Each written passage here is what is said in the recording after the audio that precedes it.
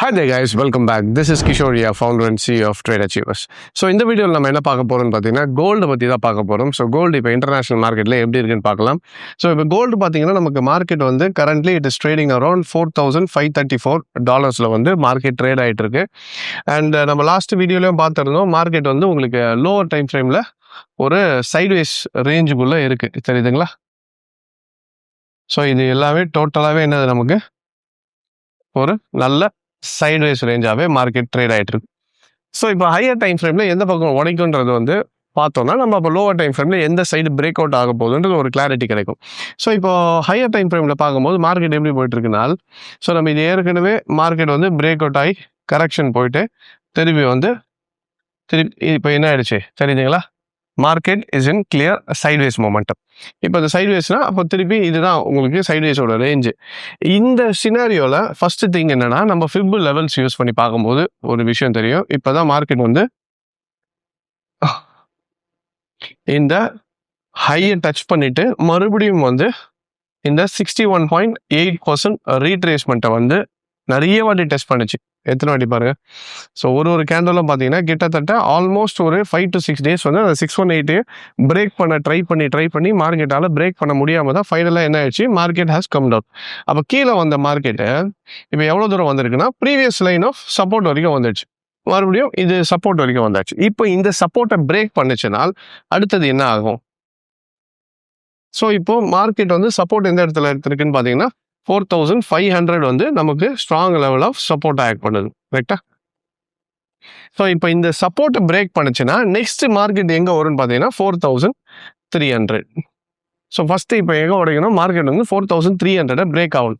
So already நம்ம பார்த்துட்டோம், market இப்போ இது வந்து ஒரு கரெக்ஷன் ஃபேஸு. இந்த கரெக்ஷன் ஃபேஸை முடிச்சுட்டு இப்போ தான் இந்த இடத்த உடைக்க முடியாமல் சப்போர்ட்டில் நின்றுட்டு இருக்கு. இதை உடைச்சதுன்னா நெக்ஸ்ட் என்ன ஆகிடும், ஆட்டோமேட்டிக்காக ஒரு டவுன் ட்ரெண்டு ஸ்டார்ட் ஆகிடும். ஸோ அப்போ டவுன் ட்ரெண்ட் ஸ்டார்ட் ஆச்சுன்னா எவ்வளோ தூரம் போகும்னா 4,300. ஒருவேளை அதையும் பிரேக் ஆச்சுன்னா ப்ரீவியஸ் லோ 4,150. ஸோ இதுதான் வந்து ப்ரீவியஸ் லோவான லெவலாக இருக்கும்.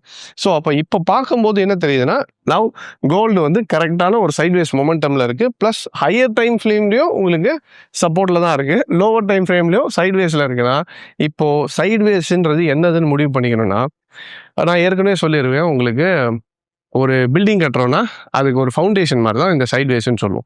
அப்போ சைட்வேஸ்ன்னும் போது ஏதோ ஒரு பெரிய லெவல் ஆஃப் இன்ஸ்டிடியூஷன்ஸ் வந்து என்ன பண்ணிட்டு இருக்காங்க, பையிங்கோ செல்லிங்கோ பண்ணிட்டு இருக்கலாம்.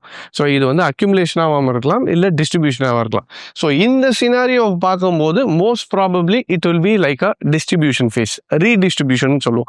ஏன்னா இங்கேயே அவங்க டிஸ்ட்ரிபியூட் பண்ணிட்டாங்க. இதை நம்ம ஏற்கனவே ப்ரெடிக்ட் பண்ணியிருந்தோம். நம்ம பழைய வீடியோஸ் பார்த்துருந்தீங்கன்னா தெரியும், இந்த இடத்துல மார்க்கெட் பிரேக் ஆகி திருப்பி 4,100 வரும்ன்றது நம்ம ப்ரெடிக்ட் பண்ணியிருந்தோம்.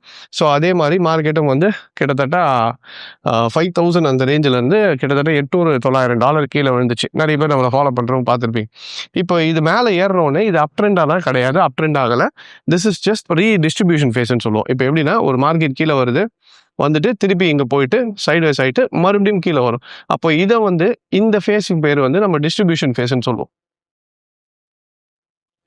இதை வந்து ரீடிஸ்ட்ரிபியூஷன் சொல்லுவோம். ஸோ இப்போ நடக்கிறது என்னன்னு பார்த்தீங்கன்னா, ரீடிஸ்ட்ரிபியூஷன் ஃபேஸ் மாதிரி தான் இருக்குது. ஸோ மோஸ்ட் ப்ராபப்ளி இந்த ஃபேஸுக்கு ரீடிஸ்ட்ரிபியூஷன் ஃபேஸாக இதை ஆக்ட் பண்ணலாம். ஸோ இப்போ இந்த ரீடிஸ்ட்ரிபியூஷன் ஃபேஸ் முடிஞ்ச போது திருப்பி என்ன ஆகும், மார்க்கெட் மறுபடியும் பிரேக் அவுட் ஆகி எங்கே வரும், 4,150. அப்போ 4,150 ஒரு வேளை நமக்கு வந்துச்சுன்னா அது நம்ம ஊர் காசுக்கு எவ்வளோனா 12,500 ரூபாவா உங்களுக்கு வந்து மறுபடியும் வந்து மார்க்கெட்டில் நிற்கும். ஸோ நம்ம ஊருக்கு ஒரு கிராமுக்கு என்ன ரேஞ்சுனா, ஸோ 12,500ன்றது ஒரு எக்ஸ்பெக்டேஷனாக வச்சுக்கலாம். ஸோ 12,500 பர் கிராமு இன்டர்நேஷ்னல் மார்க்கெட்டில் 4,150ன்றது ஒரு நெக்ஸ்ட் லெவலாக இருக்கும். ஸோ இப்போதைக்கு ரீடிஸ்ட்ரிபியூஷன் ஃபேஸில் இருக்குது. அண்ட் ஒன் மோர் திங், இப்போ ட்ரம்ப்போட ட்வீட்ஸ் தான் இங்கே முக்கியமான ப்ளே பண்ணிகிட்டு இருக்கு. யூஎஸும் ஈரானோட வார் உங்களுக்கே தெரியும், ரொம்ப நாளாக ஆயிடுச்சு. ப்ளஸ் இப்பயும் அவங்க என்ன சொல்கிறது, இப்போ ஒரு 2 நாளைக்கு முன்னாடி ஒரு ட்வீட் போட்டிருந்தாரு.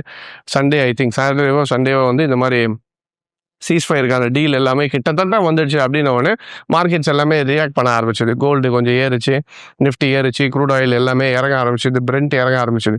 திருப்பி நேற்று இன்னைக்கு பார்த்தீங்கன்னா மறுபடியும் மார்க்கெட்ஸு ஸ்விங் ஆக ஆரம்பிச்சிச்சு, மறுபடியும் இறங்க ஆரம்பிச்சிச்சு, கோல்டு கீழே இறங்குது. ஸோ இது கொஞ்சம் இப்படி தான் இருக்குது இப்போதைக்கு கோல்டு. பார்த்தீங்கன்னா என்னை பொறுத்த வரைக்கும் பர்சனலாக நான் ரீடிஸ்ட்ரிபியூஷன் ஃபேஸுன்றது எக்ஸ்பெக்ட் பண்ணுறேன். ஸோ ஒரு வேளை மார்க்கெட் ரீடிஸ்ட்ரிபியூஷனாக இருந்துச்சுன்னா ட்ரம்ப் இதுக்கப்புறம் போடக்கூடிய 2 ட்வீட்டு, இல்லை ஈரான் சைட்லேருந்து வரக்கூடிய 2 ட்வீட்டு நான் இருந்தாலே போதும், மார்க்கெட் என்ன ஆகிடும், மறுபடியும் கரெக்ட் ஆகி 4150க்கு வரதுக்கான வாய்ப்பு இருக்குது. ஸோ இது டெக்னிக்கல் டேர்மில் ரீடிஸ்ட்ரிபியூஷன் ஃபேஸ்ன்னு சொல்லுவோம். ஸோ இதை வச்சு நீங்கள் பை பண்ணுமானா கிடையாது, செல் பண்ணுமானா கிடையாது. இப்போதைக்கு இது எப்படி இருக்குன்னு பார்த்துக்கிங்கன்னா, கீழே வரதுக்கான வாய்ப்புகள் இருக்குன்னும் போது அப்போ கோல்டு பர்ச்சேஸ் பண்ணணும், ஃபிசிக்கல் கோல்டு வாங்கலாம்னு நினைக்கிறவங்க கொஞ்சம் வெயிட் பண்ணுறது இட் வில் பி பெட்டர். அப்போ கீழே வந்துட்ட பிறகு வாங்குறது இன்னும் கொஞ்சம் நமக்கு லாபமாக இருக்கும். இல்லை இந்த மாதிரி டைமில் சிட்டு மாதிரி போட்டுட்டு கீழே வர வர நம்ம ஆவரேஜ் பண்ணி சிட்டு போடுறோம்னா அதுவும் பிரச்சனை இல்லை. ஸோ அந்த மாதிரி டைமில் நீங்கள் இதை யூஸ் பண்ணிக்கிறது it will be a better option. So கோல்டை பொறுத்த வரைக்கும் clear redistribution phase break out ஆகிடுச்சுன்னா நெக்ஸ்ட் லெவல் வந்து 4300 4150 தான் அடுத்தடுத்த லெவல்ஸ் ஆஃப் சப்போர்ட்டாக இருக்குது. நல்லா ஒன்று புரிஞ்சுக்கோங்க, this is not for calls. இது ஏதோ கால்ஸுக்காகவோ இதை வச்சு நீங்கள் ட்ரேட் பண்ணுங்கன்னு சொல்லலை. This is just for technicals எப்படி ஒர்க் ஆகுன்றது உங்களுக்கு புரிய வைக்கிறதுக்காக தான். இப்போ நான் எப்படி டெக்னிக்கலாக அனலைஸ் பண்ணுறனோ அதே மாதிரி நீங்களும் அனலைஸ் பண்ணணும் அப்படின்னு நினச்சிங்கனாலும் we at traders US we teach people. நமக்கு பிரான்ச்சஸ் பார்த்தீங்கன்னா சென்னை, கோயம்புத்தூர், மதுரை, பெங்களூர் அண்ட் மலேசியாவில் 5 பிரான்ச்சஸ் இருக்குது. ஸோ எல்லா பிரான்ச்சஸுமே எவ்ரி மண்டே கிளாஸ் ஸ்டார்ட் ஆகும். இன்டர்நேஷ்னலில் மலேசியா மட்டும் டேட்ஸ் அனௌன்ஸ் பண்ணுவோம், அந்த டைமில் கிளாஸஸ் இருக்கும். எவ்ரி ஃப்ரைடே வந்து நமக்கு பெங்களூரில் செஷன் ஸ்டார்ட் ஆகும். இன்கேஸ் நீங்கள் நம்ம பிரான்ச்சுக்கு வர முடியலனாலும் we do have online classes as well. Online இந்த கமிங் 30th வந்து நெக்ஸ்ட் ஆன்லைன் பேட்ச் ஸ்டார்ட் ஆகுது. ஸோ இன்கேஸ் நீங்கள் ஆன்லைனில் வந்து ஜாயின் பண்ணணும்னு நினச்சிங்கனாலும் எங்களோட நம்பருக்கு கால் பண்ணி கேட்டிங்கன்னா they'll give you all the details. Alright. So இதுதான் இப்போதைக்கு கோல்டுக்கான சினாரியோ. வரக்கூடிய நாட்களில் ட்ரம்ப்பும் ஈரானும் என்ன பண்ணுறாங்கன்றதை பார்த்துட்டு கோல்டு எப்படி போகுதுன்றதையும் பார்க்கலாம். So I hope this video was useful and thank you very much for joining. Take care.